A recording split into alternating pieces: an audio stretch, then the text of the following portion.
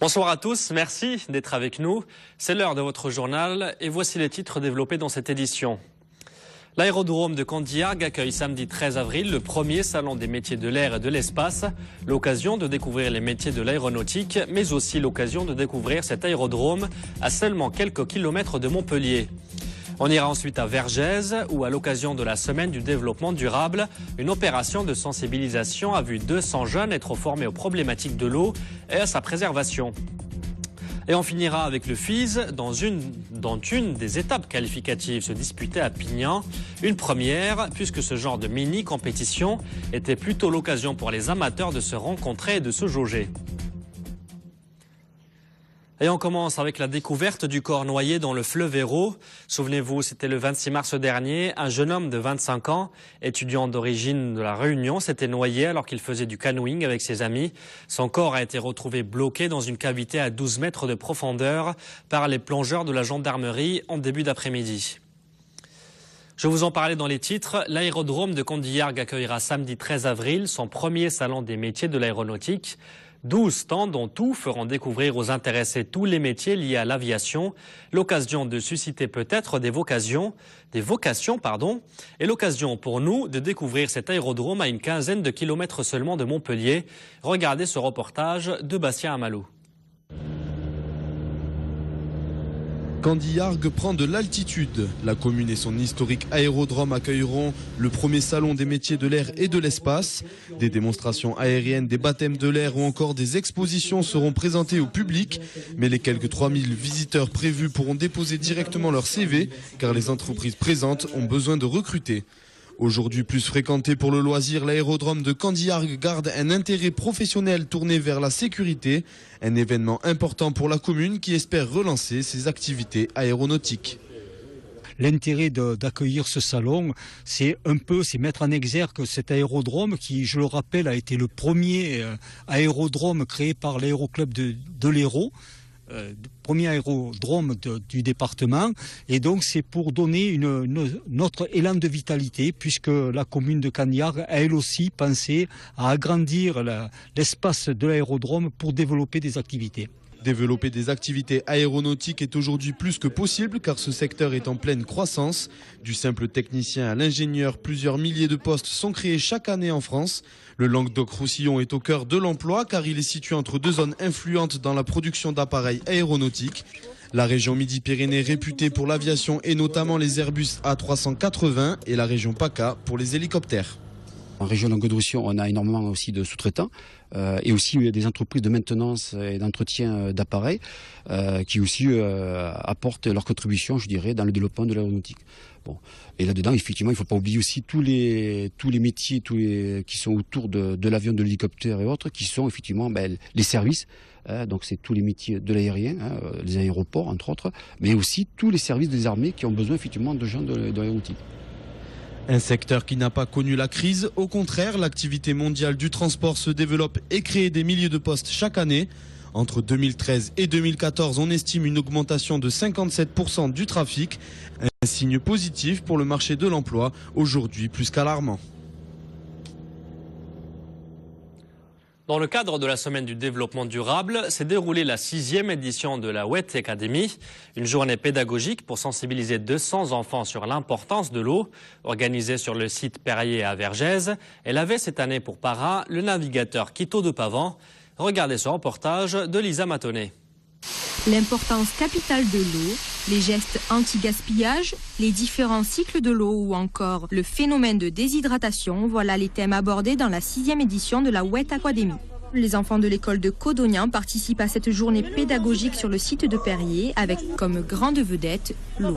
Ils se sont d'autant plus sentis concernés que ce sont des enfants de village. Donc ils ont l'habitude de l'arrosage, des sécheresses, etc. Développée depuis 1984, la Fondation internationale WET a été imaginée par des enseignants et vise à sensibiliser les enfants au respect de l'eau, à sa rareté et à l'enjeu social que représente sa préservation. On est sur un site d'eau minérale naturelle qui est Perrier où protéger la qualité de la ressource est très important.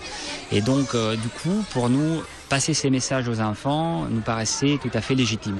Comme parrain cette année, le navigateur Quito de Pavan, qui a conscience de par son métier du manque d'eau et pour qui il est important d'initier les enfants en soif d'information. Évidemment, en tant que navigateur, moi je suis le témoin privilégié finalement de ce qui se passe sur la planète, parce que l'eau, en tout cas la mer, évidemment le réceptacle de toutes les pollutions qu'on peut produire sur cette planète. Et c'est vrai que, alors à certains endroits ça s'améliore et puis à d'autres ça se dégrade un peu. La journée se termine par la Star Aquadémie où les élèves de la région chanteront a cappello une chanson écrite autour du thème de l'eau, bien évidemment.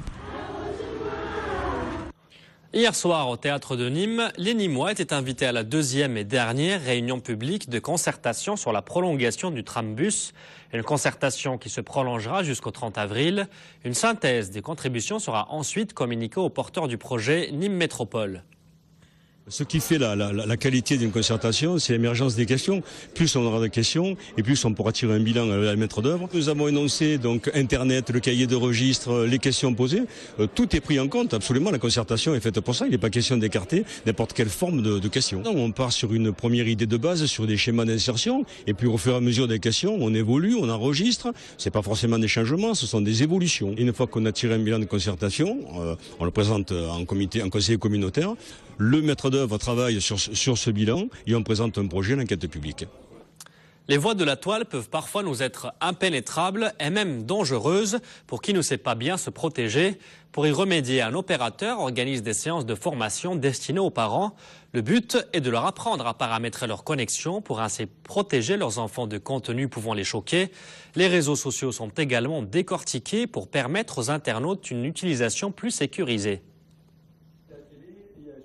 À l'heure où les réseaux sociaux servent d'exutoire à nos enfants, les fournisseurs d'accès ont pris conscience de l'importance de former les parents à l'usage d'Internet. Au menu, respect de la vie privée, dangerosité et contrôle des réseaux sociaux. Je cherche à me tenir au courant de ce qui se passe et de leur monde à eux, puisque c'est toujours un petit peu difficile d'être vraiment en connexion avec leur façon de voir. Après le succès de sa première session sur le contrôle parental en juin dernier, Orange décide de remettre ça en ajoutant comme nouveau thème les réseaux sociaux. Objectif, savoir installer le contrôle parental et connaître davantage les réseaux sociaux pour sensibiliser et informer les parents. Nous, ce qu'on souhaite, c'est que nos clients repartent d'ici avec des meilleures connaissances d'Internet, qu'ils puissent en parler avec leurs enfants, qu'il y ait une communication et qu'ils se rendent compte qu'Internet, c'est vrai que c'est un outil de communication formidable, mais ça comporte aussi quelques dangers qu'il faut appréhender. Aujourd'hui, 89% des adolescents affirment qu'il serait difficile de se passer d'Internet au quotidien. Parents et enfants doivent être vigilants pour surfer en toute sécurité sur la toile. Inspiré par Terry Fox, marathonien canadien qui fut atteint du même cancer que lui, Guy Amalfitano, coureur unijambiste, parcourt la France en béquille afin de battre son propre record, établi en 2011. La 15e étape de son périple l'a conduit à Montpellier, l'occasion de lui demander ce qui le pousse à traverser 5500 km. Ma motivation, c'est surtout pour collecter des fonds que je fais ça. Collecter des fonds pour la recherche contre le cancer. Puisque à l'âge de 18 ans, j'ai été atteinte de cette maladie. Donc je voulais apporter ma contribution et je voulais vraiment mobiliser les gens pour cette cause-là, parce que ça concerne vraiment tout le monde. Et voilà, leur apporter un message positif, dire que la maladie, ben oui, le cancer, c'est pas forcément une fatalité. On peut arriver à s'en sortir. Donc moi, ça m'a coûté ma jambe, puisque je suis unijambiste. Donc j'ai décidé effectivement de faire un marathon en 175 jours non-stop. Un parcours qui va faire 5500 km, tout ça pour collecter des fonds. Et je me suis fixé un objectif de 100 000 €. Et on ouvre la page sport avec la défaite de l'Arago de 7, c'est du volley. En quart de finale aller, ils se sont inclinés à Cannes 3-7-0. Mais pas de panique, les Sétois reçoivent pour leur match retour un avantage qu'ils garderont en cas de match appui. Demain soir, le Nîmes Olympique ira défier Arles-Avignon dans le cadre de la 31e journée de Ligue 2. Défait lundi dernier à domicile par le Havre, les hommes de Victor Svinka conservent un espoir mathématique d'atteindre le podium final, synonyme de montée. Un match particulier pour certains crocos, comme Emmanuel Corrèze, de retour d'une longue blessure et qui avait connu avec Arles toutes les montées de la CFA 2 à la Ligue 1. Un joueur qu'a rencontré ce matin Christophe Chez.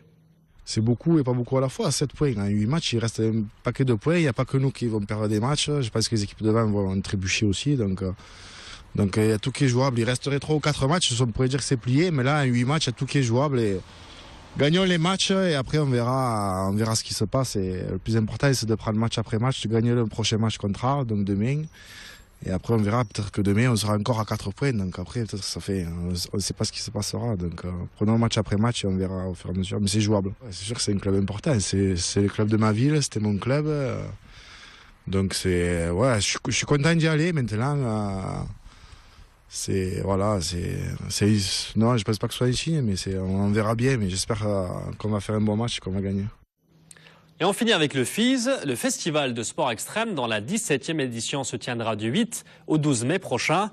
Ils organisaient une manche qualificative à Pignan, une étape ouverte à tous et qui permet à des riders souvent amateurs de concourir avec les professionnels de la discipline. En effet, les 4 vainqueurs de chaque catégorie sont qualifiés pour le FIS. Pour la première fois cette année, la manche organisée à Pignan est qualificative pour le Grand FIS de Montpellier, celui des pros. Les riders ne s'y sont pas trompés, ils sont venus en nombre espérant décrocher un précieux sésame pour une compétition qui est devenue une référence en Europe.